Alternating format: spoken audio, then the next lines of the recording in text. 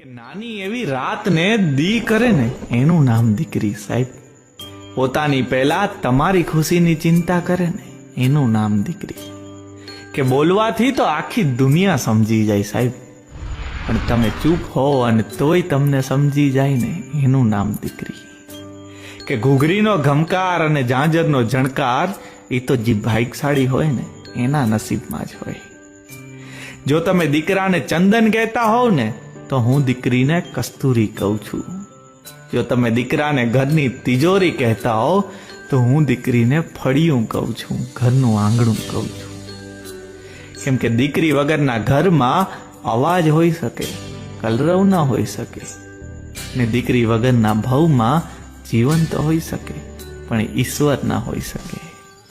અને એટલે જ કે દીકરી એટલે ઈશ્વરના આશીર્વાદ નહીં, આશીર્વાદમાં મળેલ ઈશ્વર એટલે દીકરી.